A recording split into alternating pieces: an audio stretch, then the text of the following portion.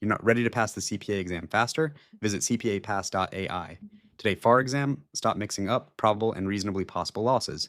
A contingency is an existing financial situation with an uncertain outcome that depends on a future event. On the CPA exam, you must distinguish between loss contingencies, which represent potential future cash outflows, like pending lawsuits or product warranties, and gain contingencies, which represent potential future cash inflows, like a lawsuit you filed against a competitor. Because of the conservatism principle, US GAAP under ASC 450 treats these two types with strict asymmetry. Examiners heavily test this difference, so you must master how we recognize losses early while delaying gain recognition. Under ASC 450, evaluating a loss contingency requires assessing its likelihood. There are three distinct levels. First, probable means the future event is likely to occur. Second, reasonably possible means the chance of occurrence is more than remote, but less than probable. It could go either way. Third, remote means there is only a slight, highly unlikely chance of occurrence. The accounting treatment depends entirely on which level the loss falls under.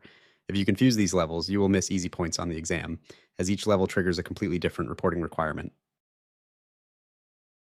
To accrue a loss contingency, you must meet two conditions. The loss must be probable, and the amount must be reasonably estimable. If both are met, record a journal entry debiting loss on the income statement and crediting estimated liability on the balance sheet. If the loss is probable, but only estimable within a range, and no single amount is a better estimate, GAAP requires you to accrue the minimum of that range. You must disclose the full range in the footnotes, but never use the midpoint or maximum. This is a classic examiner trap.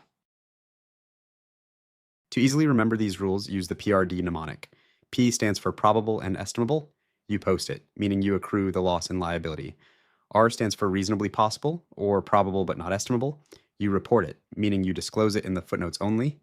D stands for remote. You don't bother, meaning no accrual or disclosure is needed.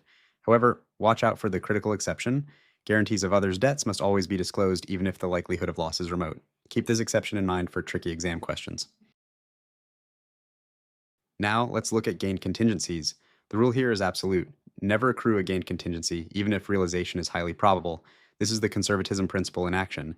We recognize bad news early, but wait for good news until it is fully realized. Recording a gain prematurely overstates assets and revenues, which violates GAAP. You may disclose a gain contingency in the footnotes if it is probable, but you must use cautious, non-misleading language. Examiners love to set traps by presenting a highly probable gain and asking for a journal entry. Do not fall for it. Finally, do not confuse contingencies with commitments. A commitment is a definite future obligation, such as a signed contract to purchase raw materials or a long-term lease. Unlike contingencies, there is no uncertainty about whether the event will occur. You do not record a journal entry when signing a commitment, but you must disclose it in the footnotes. To summarize, probable and estimable losses are accrued. Reasonably possible losses and commitments are disclosed. Remote losses are ignored and gains are never accrued.